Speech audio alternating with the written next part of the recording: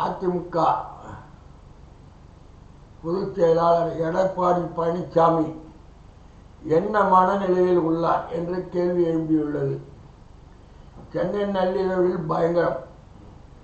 சென்னை ஈசிஆரில் காரில் வலம் வந்த இளம் பெண்களை திமுக கொடியுடன் காரில் துரத்திய வாலிபர்கள் 5 பேர் கைது.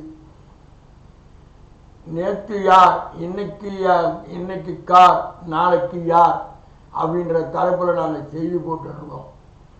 என்ன ஏதுன்னே தெரியாம எதிர்கட்சி தலைவர் எடப்பாடி திமுக மீது வாரி வழங்குகிறார் சாணியை.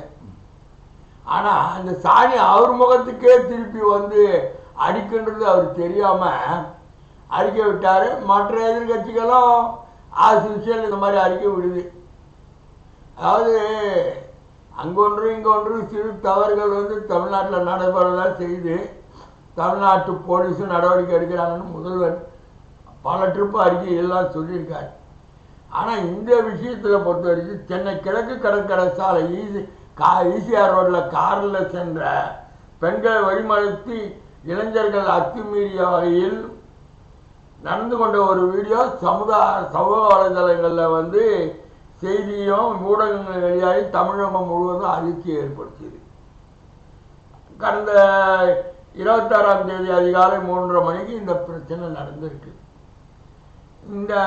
இது சம்பந்தமாக காரில் பயணம் செய்த இளம் பெண்கள் காரை விரட்டி சென்று மிரட்டியதாக கொடுக்கப்பட்ட புகாரில் 3 தனிப்படைகளை அமைச்சு காவல்துறை சிறப்பாக செயல்பட்டு அதில் உள்ள குற்றவாளிகளில் முதல் கட்டமாக ஒரு 5 பேரும் பண்ணாங்க, பாக்கி ஒரு 3 பேரும் பண்ணாங்க. இந்த 8 பேரில் முதல் குற்றவாளியாக இருக்கிறவர் சந்துரு, அதிமுக முக்கிய பிரமுகர். 2வது இருக்கிற பிரமுகர் நீலகிரி மாவட்ட செயலாளர் அதிமுக, அவருடைய நெருங்கிய உறவினர்.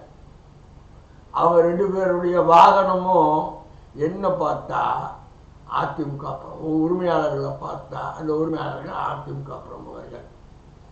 அதிமுக பிரமுகர்கள் இப்போ ஒரு கலாச்சாரத்தை எடுக்கிறாங்க.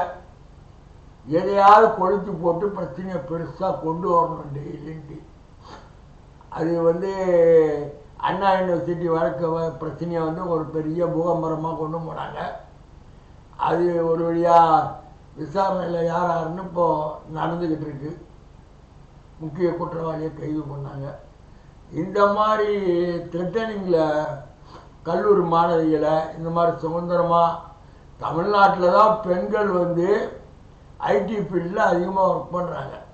அதுவும் சென்னையில் அதிகமாக ஒர்க் பண்ணுறாங்க. ராத்திரி முழுவதும் 2 சக்கர வாகனத்தில் பெண்கள் சுதந்திரமாக வர்றது சென்னையில் சென்னை மற்றும் தமிழகத்தில் சுதந்திரமாக இருக்கிறாங்க. அவ்வளோ அளவுக்கு பாதுகாப்பு கொடுத்துட்டு வராங்க தமிழ்நாடு காவல்துறை மட்டுமல்ல, பொதுமக்களும் பாதுகாப்பு கொடுக்குறாங்க. ரோட்டில் போகிறவன் யாராவது ஒன்று சீட்னா ஒருத்திய அவன் அடிக்க வரான், யாருமே இல்லைன்னு நினச்சிக்கிட்டு கை வச்சா. அந்த மாதிரி தமிழ்நாடு பாதுகாப்பாக இருக்குது. இந்த பெண்கள் கலாச்சார விஷயத்தில் இப்படி இருக்க சொல்ல எடப்பாடி பழனிசாமி கண்டனங்களை அறிவித்த பூகாம்பரமாக ஆக்கினார். இன்னைக்கு நிலப்பாடு மாறிப்போச்சு. இன்னைக்கு நிலப்பாடு மாறிப்போச்சு. மாறினதுனால என்ன ஆயிடுச்சு? இன்னைக்கு ஈசிஆர் சம்பவத்தில் கைது செய்யப்பட்ட அதிமுக சேர்ந்தவர்கள் பாரதி அறிக்கை புட்டு எதிர்கட்சி தலைவருங்க வைக்கிறாங்க, ஆளுங்கட்சி தலைவருங்க வைக்கிறாங்க. சட்ட அமைச்சர் ரகுபதி எடப்பாடி மன்னிப்பு கேட்பாரா அப்படின்னு வைக்கிறாங்க. அவர் மன்னிப்பு கேட்டாலும் கேட்கலாம், வாந்தி எடுத்து தான் அந்த வாந்தியை அள்ளி போட்டுக்க முடியாது. ஆனால் எடப்பாடியார் என்ன நிலவாட்டில் இருக்காருன்னே புரிய மாட்டேங்குது. ஆமாம், ஒரு பக்கம் ஓபிஎஸ் கேஸுங்களை போட்டு கோர்ட்டுங்களில் இது வரைக்கும் சாதகமாக இந்த நீதிமன்றம் இப்போ தான் மத்தியில் இருக்கிற தேர்தல் ஆணையம் மோடி வீசா எங்களுக்கு வானளவு அதிகாரம் இருக்குது, சட்டத்தில் நீதிபதிக்கு என்ன அதிகாரம் இருக்கோ அந்த அதிகாரம் படைச்சவங்க நாங்கள் அப்படின்னு சொல்லி இப்போ எங்களுக்கும் அந்த மனுவெல்லாம் விசாரிக்கிறதுக்கு அதிகாரம் இருக்குது, அது சட்டத்தை போடணும்னு சொல்லி இப்போதான் மோடியினுடைய இசைவு வந்து பகிரங்கமாக எடப்பாடியை மட்ட ஆரம்பிச்சிச்சு. அந்த மனநிலை ஒரு பக்கத்தில் இருக்கார். இது வரைக்கும் நின்ன தேர்தல் எல்லாம் தோல்வி, அது ஒரு பக்கத்தில் இருக்கார். புதுசாக நம்ம தம்பி விஜய் வேற வந்துட்டாரு. அவர் தன் தலைமையில் கூட்டணி நின்றாரு, இவர் தலைமையில் கூட்டணி நின்றாரு. அவர் போகிற கணக்கு எந்த லெவலில் போய் முடியுன்றது தெரியல. ஆனால் என்ன இருந்தாலும் எடப்பாடி வந்து நம்ம வந்து அவர் குறை சொல்ல விரும்பல. ஆமாம், அவரால் செங்கோட்டையனால் முகவர் அளிக்கப்பட்டவர் தான் எடப்பாடி.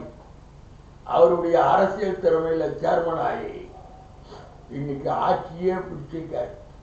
அம்மா கிட்ட சசிகலா அம்மா கிட்ட காலில் தவண்டு வந்து பதவியை பிடிச்சார். பிடிச்சதை விட மனசு வருமா? எதை பற்றிய கவலை கிடையாது. அதனால எடப்பாடி என்ன மனநிலை இருக்காருன்னு தெரியல. அவர் கொடுக்குற அறிக்கையெல்லாம் வச்சுக்கிட்டு இனி தமிழக மக்கள் ஏமாற மாட்டாங்க.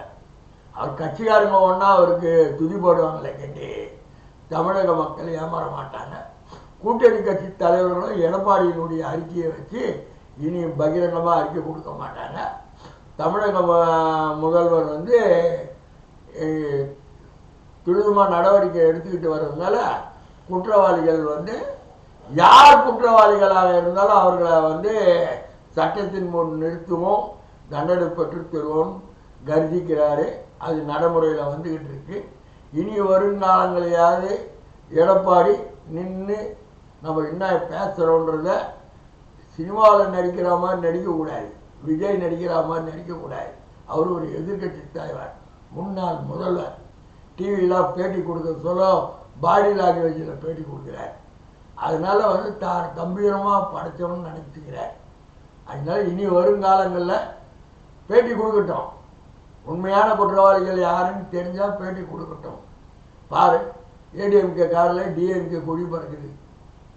இப்படி எத்தனை கொடி வேஷம் கட்டிக்கிட்டு அதிமுக காரங்க சுற்றுறானுங்கன்றத இனி அந்தந்த கட்சி மாவட்ட செயலாளர் ஒன்றிய செயலாளர் நடவடிக்கை எடுப்பாங்கன்னா எதிர்பார்க்குறோம். தமிழக முதல்வரும் திராவிட முன்னேற்ற கட்சி தலைவரும் தன் கட்சிக்காரர்களுக்கும் தமிழக அரசுக்கும் கடுமையான உத்தரவுகளை பிறப்பித்து இனி குற்றங்களை எவ்வளவு அளவுக்கு இரும்புக்காரம் கொண்டு அடக்க முடியுமோ அடக்குவாரா என பொறுத்திருந்து பார்ப்போம்.